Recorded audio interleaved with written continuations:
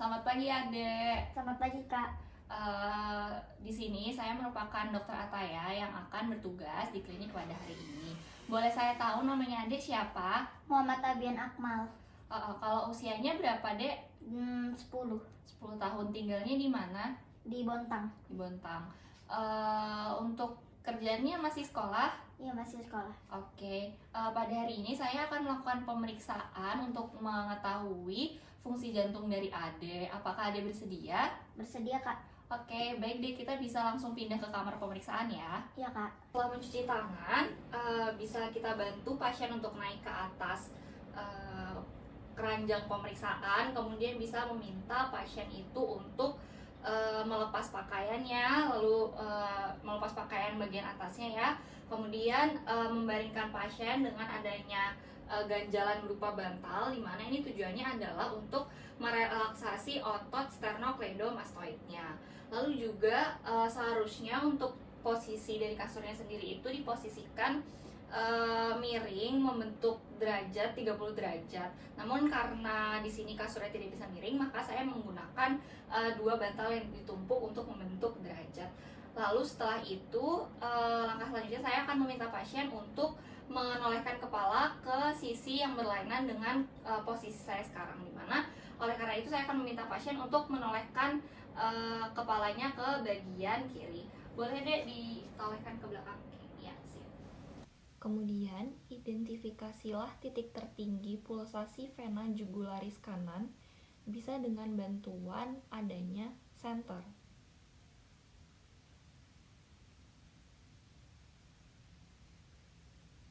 Kemudian, letakkanlah penggaris panjang secara horizontal dari titik yang sudah ditentukan dan juga penggaris segitiga secara vertikal dari sudut sternalis.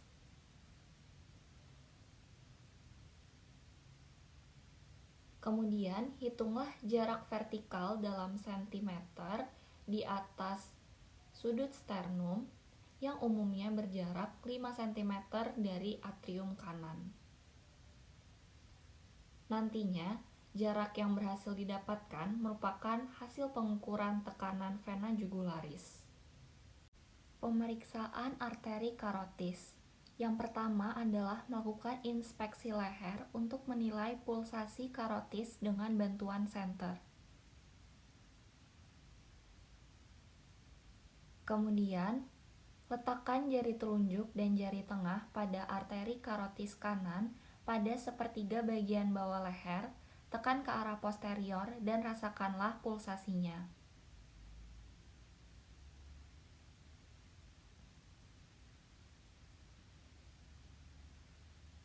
Lakukan pula pada arteri karotis kiri hingga merasakan pulsasi dan juga kontur dari arteri karotis secara maksimal.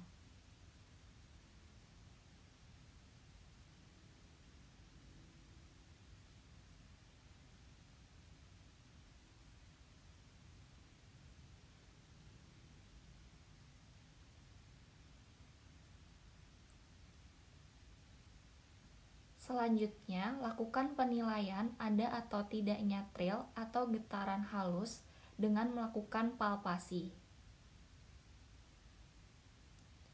Kemudian, dengarkanlah bruit pada arteri karotis dengan menggunakan bagian diafragma dari stetoskop, di mana bagian diafragma stetoskop diletakkan pada arteri karotis kanan dan juga kiri pasien. Instruksikan pasien untuk menahan nafas. Pemeriksaan arteri brachialis. Yang pertama, posisikan lengan pasien dalam posisi rileks. Kemudian, fleksikan siku pada derajat tertentu untuk mendapatkan relaksasi otot optimal. Kemudian, letakkan tangan di bawah siku pasien dan gunakan jari telunjuk serta tengah untuk merasakan pulsasi dari arteri brachialis yang terletak pada medial tendon biceps. Pemeriksaan toraks, di mana yang pertama dilakukan pada pemeriksaan ini adalah melakukan inspeksi, di mana sebaiknya dilakukan di ruangan dengan pencahayaan yang baik.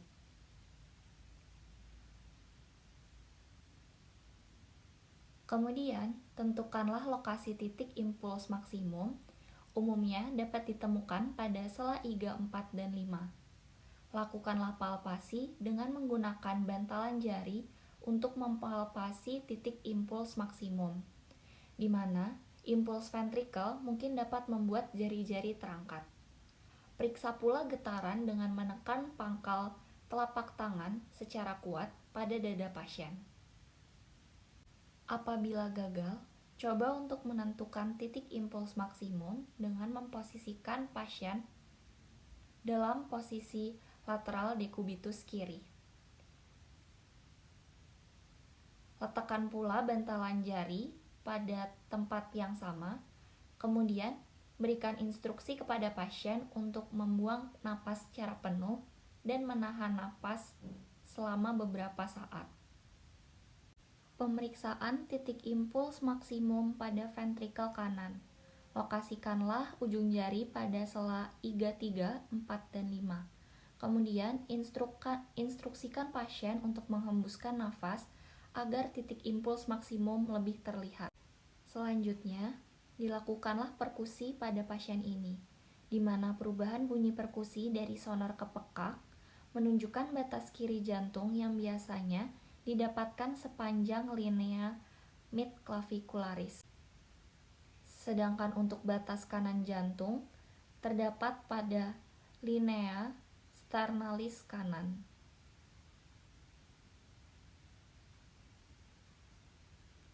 Dan batas atas jantung terdapat pada sela iga nomor 2. Pemeriksaan bunyi jantung 1, 2, 3, dan 4, di mana umumnya bunyi jantung dapat didengar pada posisi telentang.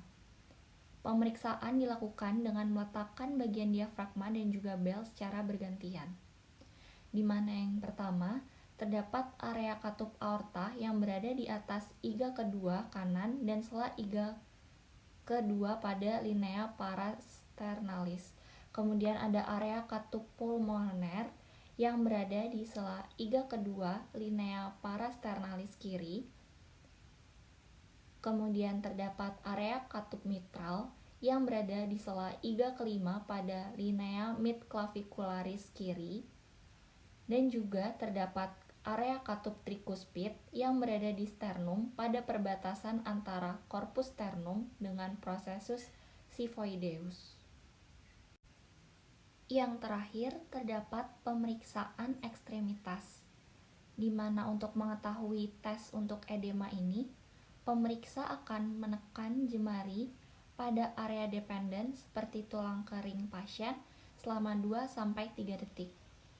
Jika edema piting ditemukan, jari akan tenggelam ke dalam jaringan dan ketika dilepaskan, bekas jari akan tetap ada.